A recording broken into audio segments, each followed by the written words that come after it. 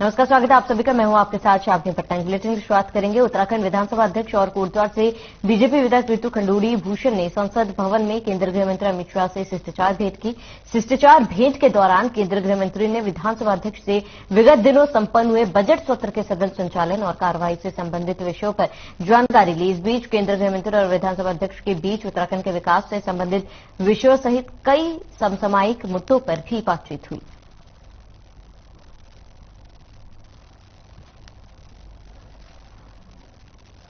विधानसभा अध्यक्ष ऋतु खंडूड़ी दिल्ली प्रवास पर हैं। केंद्रीय गृह मंत्री से उन्होंने शिष्टाचार भेंट की और इस दौरान कई मुद्दों पर चर्चा भी हुई। उनके मुलाकात की एक तस्वीर आपको दिखा रहे हैं, जहां पर विधानसभा अध्यक्ष ऋतु खंडूड़ी दिल्ली प्रवास पर है।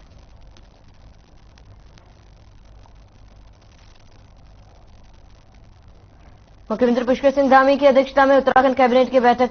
इस बैठक में 3 महत्वपूर्ण बिंदुओं पर कैबिनेट ने अपनी संस्तुति दी। प्रदेश के मुख्य सचिव एसवे संधू और आबकारी सचिव हरीशचंद्र सेमवाल ने कैबिनेट बैठक में लिए गए फैसलों की जानकारी। उन्होंने बताया कि गोला, नाथौर और कोसी नदी में वाहन स्वामियों को वाहन के फिटनेस में शिथिलता दी गई। और इसके अलावा आवास विभाग के अनुसार एक मंजिला घर बनाने वाले को सेल्फ सर्टिफिकेशन करने वालों के मकान के नक्शे को मंजूर मान लिया जाएगा। प्रदेश की आबकारी नीति 2023 को सरकार ने मंजूरी दे दी है। अब यूपी से रेगुलर ब्रांड में 20 रुपए का अंतर होगा।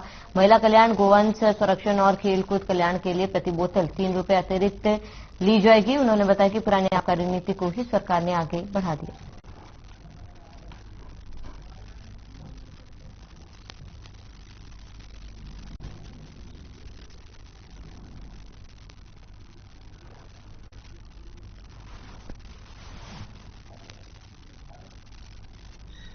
दो 2023-24 माननीय कैबिनेट के द्वारा अप्रूव की गई है। उसके मुख्य बिंदु इस प्रकार हैं।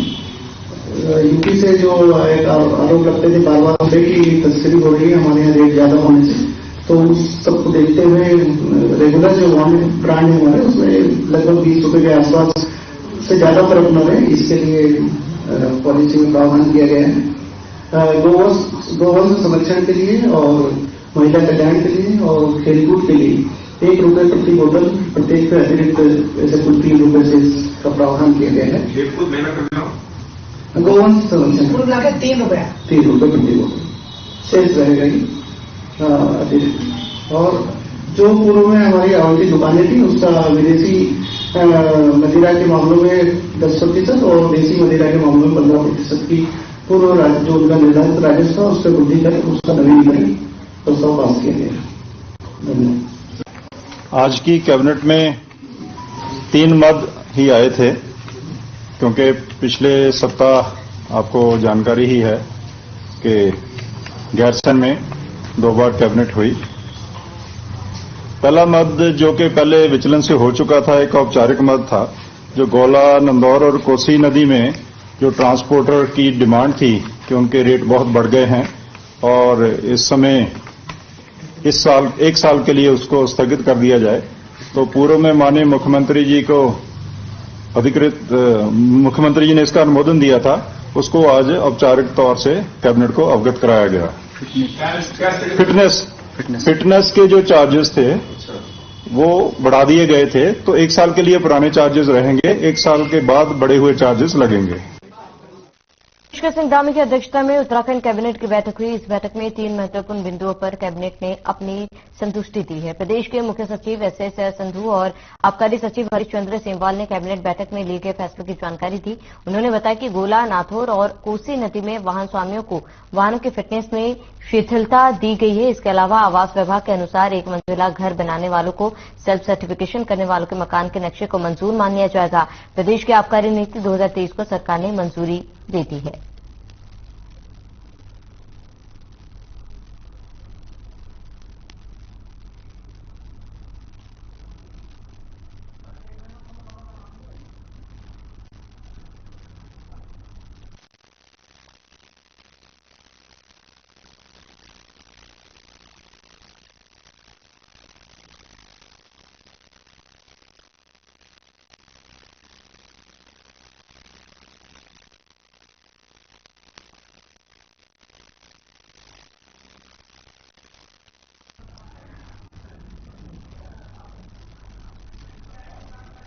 वहीं उत्तराखंड में भारतीय जनता पार्टी ने संगठन को रिफॉर्म किया है। जिलों की कई इकाइयों का विस्तारीकरण हुआ है, तो वहीं मोर्चा और बूथों पर भी नई टीमें गठित की गई। उत्तराखंड में संगठन को रीशफल करने के लिए बीजेपी इन दिनों युद्ध स्तर पर जुटी हुई है। पार्टी के संगठन महामंत्री आदित्य कोठारी ने बताया कि 1 मार्च से प्रदेश भर में नई कार्यकारिणी के संगठन का अभियान शुरू किया गया है और इसे 30 मार्च तक पूरा कर दिया जाएगा, जिसमें हर एक बूथ पर 11 लोगों की कमेटी बनाई जा रही है, जिनके अलग अलग काम होंगे और हर एक ग्रुप तक तकरीबन 30 से 40 की एक कमेटी भाजपा तैयार कर रही है। साथ ही कहा कि इसके अलावा उत्तराखंड में भारतीय जनता पार्टी मैनुअल कमेटियों के गठन के साथ साथ इसे ऑनलाइन भी कर रही है।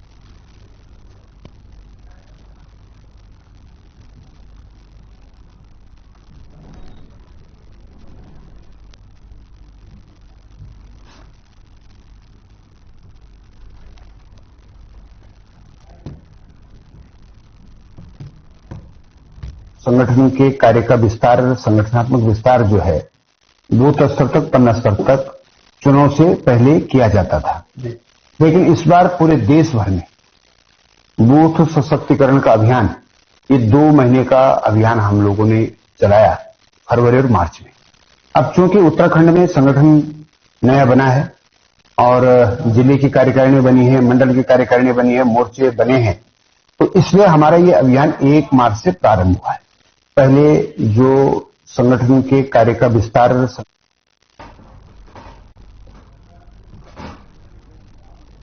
राज्य सरकार के बजट को लेकर हल्द्वानी के भाजपा कार्यालय में पूर्व सांसद बलराज पासवान ने प्रेस कॉन्फ्रेंस की। बलराज पासवान ने राज्य सरकार के बजट को ऐतिहासिक बताते हुए कहा है कि बजट में हर वर्ग का विशेष ध्यान रखा गया है। पहाड़ों में स्वास्थ्य व्यवस्था को मजबूत करने के साथ ही सड़कों की स्थिति में भी जल्द सुधार आएगा।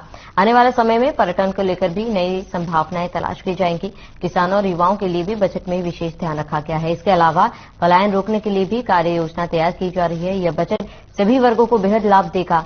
वहीं आगामी 23 मार्च को धामी सरकार के 1 साल पूरा होने को बलराज पासवान ने ऐतिहासिक बताया। बलराज पासवान ने कहा है कि इस 1 साल में धामी सरकार ने पिछली सरकार के उनके कार्यकाल में जो भी घोषणाएं की गई थी उनको पूरा करने का कार्य किया जा रहा है। उत्तराखंड के विकास के लिए कई महत्वपूर्ण निर्णय मुख्यमंत्री पुष्कर सिंह धामी के द्वारा लिए गए थे, जिनमें लगातार कार्य किया गया था। वहीं विपक्ष पर जुबानी वार करते हुए पूर्व सांसद ने कहा है कि विपक्ष बिना किसी आधार के सरकार पर आरोप लगा रहे हैं। विपक्ष ये तय ही नहीं कर पा रहा है कि उनका आपस में तालमेल है या नहीं, क्योंकि विधानसभा सत्र के दौरान विपक्ष के विधायकों को अपने मुद्दे पर, अपने विषयों पर बहस करनी चाहिए थी, न कि सत्र के दौरान हो हल्ला कर विधानसभा अध्यक्ष से दुर्व्यवहार करना चाहिए था, जो कि बहुत ही शर्मनाक है।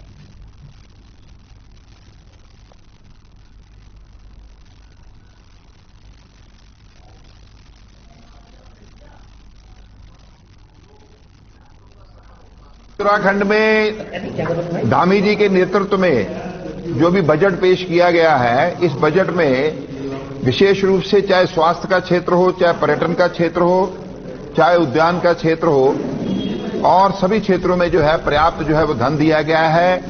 और एक ऐतिहासिक बजट है जिसमें सभी वर्गों का ध्यान रखा गया है, किसानों का भी, युवाओं का भी, मेडिकल क्षेत्र में भी सभी का ध्यान रखा गया है। और मैं समझता हूं कि एक ऐतिहासिक बजट है। 1 साल में ऐतिहासिक उपलब्धियां जो उत्तराखंड में हुई हैं, और मैं समझता हूं कि जो पिछली हमारी जो घोषणाएं थी उनको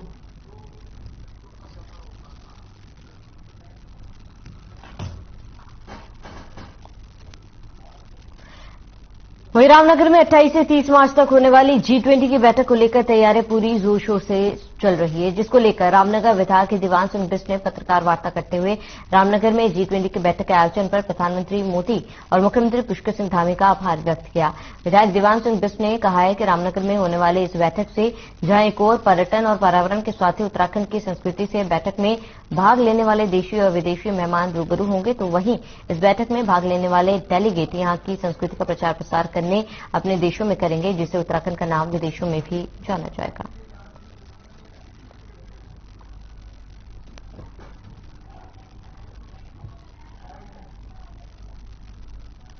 उत्तराखंड में धामी जी के नेतृत्व में जो भी बजट पेश किया गया है, इस बजट में विशेष रूप से चाहे स्वास्थ्य का क्षेत्र हो, चाहे विशेषकर मैं पहले तो अपने प्रधानमंत्री और मुख्यमंत्री जी का आभार व्यक्त करना चाहता हूं कि उन्होंने समिट का एक बैठक यहां कराई है 28-29 को। इससे विशेष रूप से पर्यटन को लाभ होने वाला है, वातावरण जो वैज्ञानिक के माध्यम से हमारा जो आध्यात्मिक है, जो हमारा पर्यावरण है, उसके बारे में जो रिपोर्टें उनकी बनेंगी, तो उसके लिए हम लोगों को विश्व स्तर पर रामनगर का नाम पहले भी मशहूर है जिम कॉर्बेट के नाम से।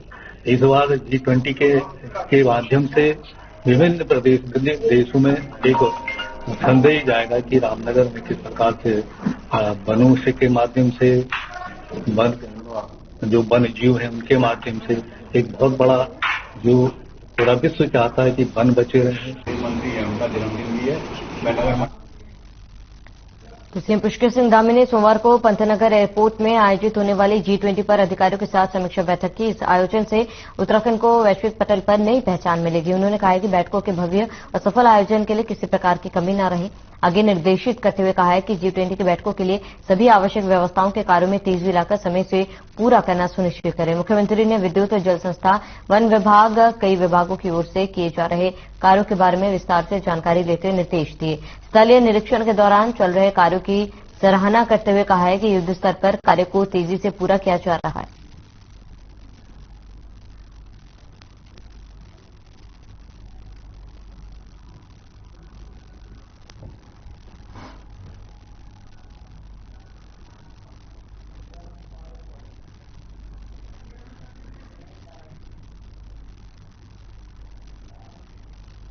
उत्तराखंड सरकार ने जेलोग्राड एयरपोर्ट का नाम पूर्व मंत्री स्वर्गीय अटल बिहारी वाजपेयी के नाम पर करने के फैसले का भाजपा नेताओं ने स्वागत किया। भाजपा नेता और गौ सेवा आयोग के अध्यक्ष पंडित राजेंद्र अंतवाल ने अपने जारी एक बयान में कहा है कि अलग राज्य उत्तराखंड निर्माण में पूर्व प्रधानमंत्री स्वर्गीय अटल बिहारी वाजपेयी की भूमिका ही सबसे महत्वपूर्ण थी।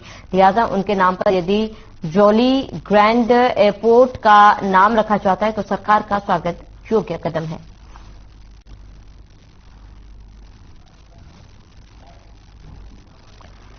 उत्तराखंड निर्माण में सबसे महत्वपूर्ण उन्होंने ही उत्तराखंड राज्य की स्थापना की।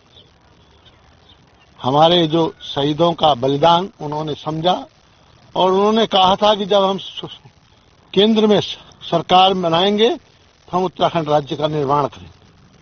तो उनका इस प्रदेश की देन है तो उनके नाम से सर्वमान्य नेता है और ये कोई बड़ी बात नहीं है कि एक हवाई अड्डे का नाम उनके नाम से हो रहा है। ये अच्छी बात है, सरकार की पहल है।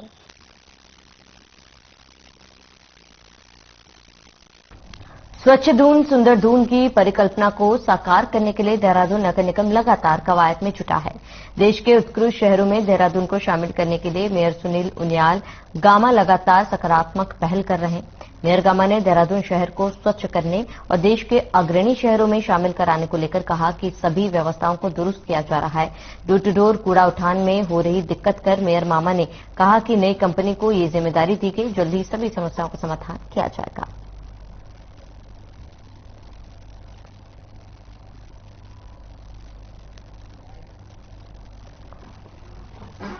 स्वच्छता सर्वेक्षण चल रहा है और स्वच्छता सर्वेक्षण के लिए जब 2018 में हम नगर निगम में आए थे, हमने सफाई पे और लाइट पे फोकस किया कि हमारी सफाई व्यवस्था 100% ठीक होनी चाहिए, हमारी लाइट की व्यवस्था 100% ठीक होनी चाहिए।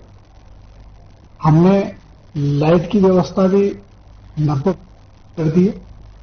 सफाई व्यवस्था में हमारा फोकस है, जो हमारा 384वां रैंक था, आज हमारा 69 है। 315 अंकों का हमने उसमें सुधार किया है और इसके लिए मैं अपने देहरादून की जनता का भी उनका धन्यवाद करता हूं कि उनकी जन सहभागिता से स्वच्छता सर्वेक्षण में देहरादून लगातार जो है सुधार हो रहा है। राष्ट्र चिंतक और विचारक सामाजिक कार्यकर्ता गोविंदाचार्य जी 2 दिवसीय देहरादून प्रवास पर है। इस दौरान उन्होंने पत्रकारों से रूबरू होते हुए कहा कि हिमालय और गंगा के लिए सरकार को एक नीति बनानी होगी। साथ ही उन्होंने कहा कि यह प्रकृति के साथ छेड़छाड़ का ही कारण है।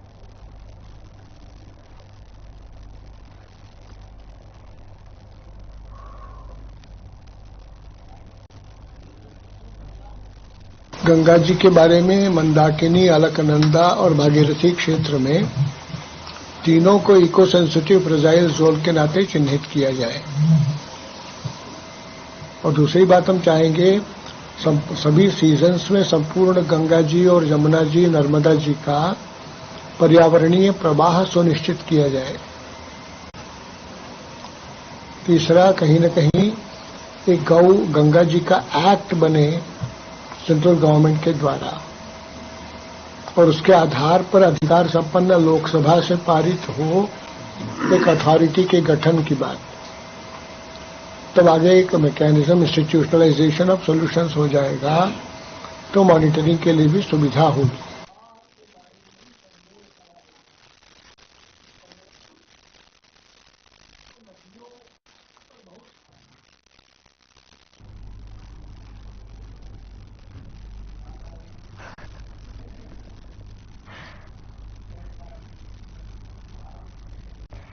तो यूपी की तर्ज पर अब उत्तराखंड में भी माफियाओं और तमाम घोटालों के आरोपियों की संपत्तियों पर प्रशासन की कार्रवाई शुरू हो गई। इसी क्रम में सोमवार को उत्तराखंड के बहुचर्चित यूके SSSC परीक्षा घोटाले के मुख्य आरोपी हाकम सिंह की हरिद्वार में स्थित लाखों की जमीन कुर्क की गई। इस पूरे मामले की जांच एसटीएफ देहरादून ने की थी, जिसमें यूके SSSC परीक्षा का मुख्य आरोपी हाकम सिंह एसटीएफ द्वारा गिरफ्तार कर लिया गया था। एसटीएफ की पूरी कार्रवाई के बाद डीएम हरिद्वार ने हाकम सिंह की हरिद्वार के ज्वालापुर में स्थित 155 वर्ग मीटर से ज्यादा जमीन को कुर्क करने के आदेश देते हुए हरिद्वार की तहसीलदार रेखा आर्य को संपत्ति का रिसीवर नियुक्त किया गया। डीएम के आदेश के बाद सोमवार को जिला प्रशासन की टीम के साथ मौके पर पहुंची तहसीलदार रेखा आर्य ने हाकम सिंह की इन दोनों जमीनों पर हो रहे आलीशान निर्माण को कुर्क करने की कार्रवाई की।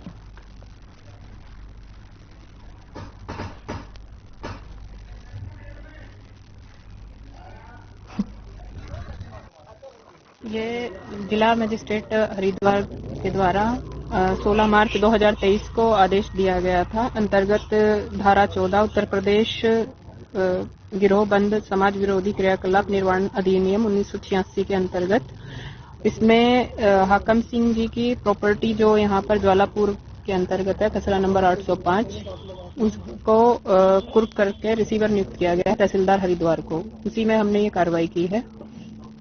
क्या कार्रवाई कितनी प्रॉपर्टी यहाँ पर किस क्षेत्र में ये प्रॉपर्टी है? गढ़वाल कमिश्नर सुशील कुमार ने अप्रैल महीने से शुरू हो रही आगामी चारधाम यात्रा में यात्रा व्यवस्थाओं की जानकारी दी है। चारधाम यात्रा के शुरू होने से पहले सभी व्यवस्थाएं समय रहते चाक चौबंद की जा रही है। चारधाम यात्रा मार्गों के साथ पैदल यात्रा मार्ग को दुरुस्त किया जा रहा है।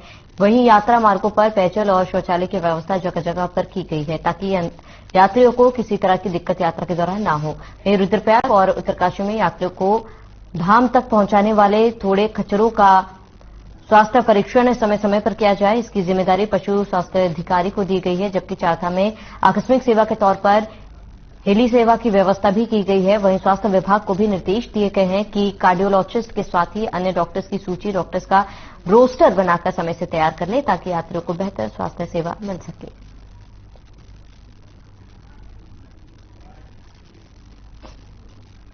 आगामी चारधाम यात्रा की तैयारियां इसमें सभी जनपदों में जोरों पर चल रही हैं और विभागों में भी जो कार्रवाई होनी है वो संचालित किया जा रहा है। जैसे बताया गया था, पंजीकरण का जो पोर्टल है वो अपडेट किया जा चुका और पंजीकरण की कार्रवाई प्रारंभ हो चुकी है।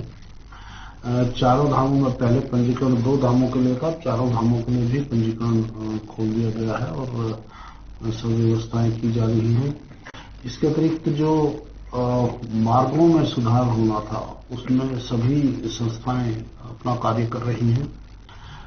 इसके अतिरिक्त पैदल मार्गों में और पैदल जो धामों के स्थान हैं वहां पर जिलाधिकारी स्तर से उनको तैयार किया जा रहा है। जो कठिनाइयां हैं उनको दूर किया जा रहा है। उधम सिंह नगर जिले के किच्चा में फेडरेटेड ओपन अंतर्राष्ट्रीय शतरंज प्रतियोगिता का आयोजन किया जा रहा है। आयोजित अंतर्राष्ट्रीय प्रतियोगिता में देश विदेश के करीब 500 से अधिक शतरंज खिलाड़ी अपनी प्रतिभा का दर्शन करेंगे। वहीं उत्तराखंड राज्य शतरंज संघ के पूर्व अध्यक्ष स्वर्गीय धीरज सिंह रघुवंशी की स्मृति में आगामी 13 मई से 18 मई तक इस अंतर्राष्ट्रीय शतरंज प्रतियोगिता का आयोजन किया जाएगा। Commonwealth chess association and FIDE advisory board के चेयरमैन भरत सिंह चौहान ने जानकारी देते हुए बताया कि प्रतियोगिता के माध्यम से उत्तराखंड की प्रतिभाओं को निखरने का मौका मिलेगा। किच्छा में मीडिया से बात करते हुए चेयरमैन भरत सिंह ने बताया कि प्रतियोगिता में भारत के सभी राज्यों के अलावा नेपाल, बांग्लादेश, भूटान, मालदीव सहित देश विदेश के सभी वर्गों के खिलाड़ी हिस्सा लेंगे और भारत के ग्रैंड मास्टर खिलाड़ियों का उत्साहवर्धन करेंगे। आयोजकों के अनुसार प्रतियोगिता में विजयी होने वाले खिलाड़ी को 11 लाख रुपए के पुरस्कार दिए जाएंगे। उन्होंने बताया कि उत्तराखंड में शतरंज प्रतियोगिता को बढ़ावा देने में धीरज रघुवंशी का विशेष योगदान रहा है तथा जल्द ही उनकी स्मृति में एक शतरंज अकादमी की स्थापना भी किच्छा में की जाएगी। प्रेस वार्ता के दौरान उत्तराखंड शतरंज संघ के अध्यक्ष संजय चड्ढा, महासचिव संजीव चौधरी, कोषाध्यक्ष डॉक्टर सीमा रघुवंशी ने भी प्रतियोगिता के बारे में विस्तार से जानकारी दी।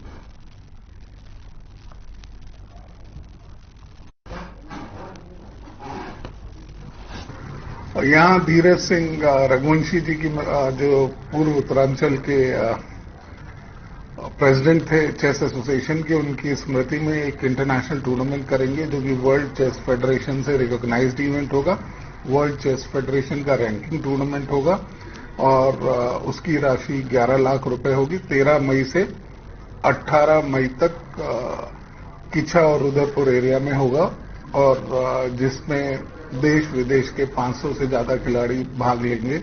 सबसे महत्वपूर्ण घोषणा आज जो आदरणीय भारत सिंह जी ने की है वो है हम अपने उत्तराखंड में एक चेस एकेडमी का भी आरंभ करने जा रहे हैं। यथाशीघ्र उसको किया जाएगा।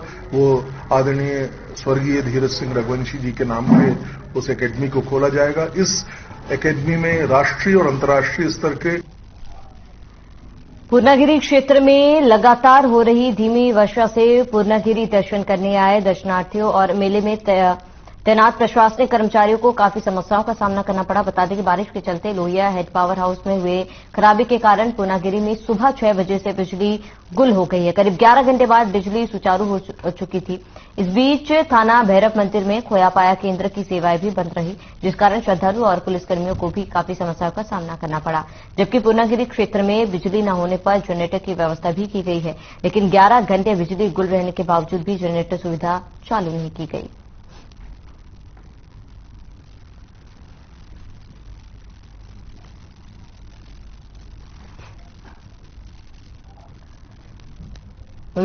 पौड़ी जिले में अचानक मौसम ने करवट बदल ली। यहां तेज हवाओं के साथ बारिश शुरू हो गई है। बीते कुछ दिनों से जिले में रुक रुक कर हो रही बेमौसम बरसात की मार जहां पर्वतीय क्षेत्रों के किसानों पर पड़ रही है, तो वहीं मैदानी क्षेत्रों में लोग गर्मी से राहत की सांस ले रहे हैं। मार्च के महीने में हो रही बेमौसम बरसात से जनजीवन पूरी तरह अस्त-व्यस्त हो चुका है। नवंबर दिसंबर में होने वाली बरसात मार्च के महीने में होने से काश्तकारों को आर्थिक रूप से खासा नुकसान झेलना पड़ रहा है। किसानों का कहना है कि अब फसल पकने का समय हो गया है, ऐसे में बारिश फसलों को नष्ट कर रही है। वहीं मार्च के महीने में हुई इस बारिश से जनपद के मैदानी क्षेत्र में रहने वाले लोगों ने गर्मी से राहत की सांस ली। एक बार फिर बंद पड़े स्वेटर निकल चुके हैं। तापमान में भी गिरावट देखने को मिल रही है।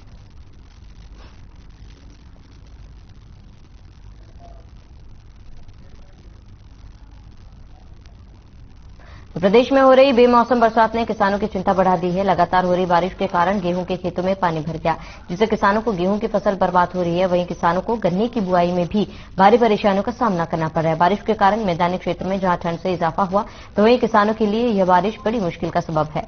लगातार बारिश और तेज हवाओं के कारण गेहूं की फसल जमीन पर बिछ गई है। वहीं मौसम विभाग के अनुसार 23 मार्च तक भारी बारिश और ओलावृष्टि होने की संभावना है। ऐसे में अन्नदाताओं की समस्या बढ़ने लगी है। हमारे यहाँ जो नुकसान है, जबड़ा, मंगलोर आसपास जो क्षेत्रों में बारिश हुई है, उससे लगभग 60 से 65% नुकसान किसानों का हुआ है। तो हमारी तो यही मांग है कि सरकार इसमें किसानों को कुछ मुआवजा प्रदान करे, जिससे कि उन्हें कुछ लाभ हो। गेहूं और गन्ने की फसल जो है वो बहुत ज्यादा प्रभावित हुई है और जो गन्ना बुआई चल रहा था वो भी 10 से 12 दिन लगभग पीछे चला गया। ये कल रात से लगातार बरसात है और हवा भी तेज चली है, जिससे जो गेहूं की फसल अभी पकी खड़ी थी वो सारी जमीन पर गिर गई है, जिससे गेहूं की फसल में लगभग 50 से 60% हानि देखने में आ रही है। और जो अभी गेहूं की गन्ने की फसल बोने के लिए खेत तैयार थे, बरसात होने से वो सारी अभी प्रभावित हुई है और जितना लेट हो गई अभी तो उसका तो बहुत बड़ा नुकसान है। उसका तो आकलन भी अभी नहीं किया जा सकता, क्योंकि अभी बादल आसमान में हैं।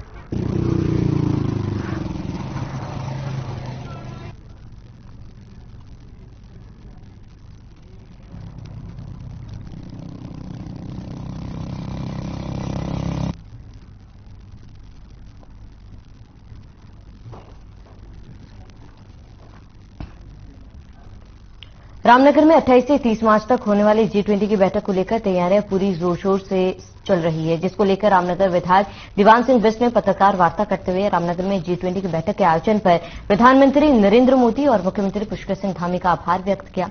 विधायक दीवान सिंह बिष्ट ने कहा है कि रामनगर में होने वाली इस बैठक से जहां एक ओर पर्यटन और पर्यावरण के साथ ही उत्तराखंड की संस्कृति से बैठक में भाग लेने वाले देशी और विदेशी मेहमान रूबरू होंगे, तो वहीं इस बैठक में भाग लेने वाले डेलीगेट्स यहां की संस्कृति का प्रचार प्रसार अपने अपने देशों में करेंगे, जिससे उत्तराखंड का नाम विदेशों में भी जाना जाएगा। मैं पहले तो अपने प्रधानमंत्री और मुख्यमंत्री जी का आभार व्यक्त करना चाहता हूं कि उन्होंने समिट का एक बैठक यहाँ कराई है 28-29 को। इससे विशेष रूप से पर्यटन को लाभ होने वाला है। वातावरण जो वैज्ञानिक के माध्यम से हमारा जो आध्यात्मिक है, जो हमारा पर्यावरण है, उसके बारे में जो रिपोर्टें उनकी बनेंगी, तो उसके लिए हम लोगों को विश्व स्तर पर रामनगर का नाम पहले भी मशहूर है जिम कॉर्बेट के नाम से। इस बार G20 के माध्यम से विभिन्न देशों में एक संदेश जाएगा कि रामनगर में किस प्रकार से वनों के माध्यम से जो वन्य जीव हैं उनके माध्यम से एक बहुत बड़ा जो पूरा विश्व चाहता है कि वन बचे रहे। मंत्री है, उनका जन्मदिन भी है, नगर मंडल की ओर से उनको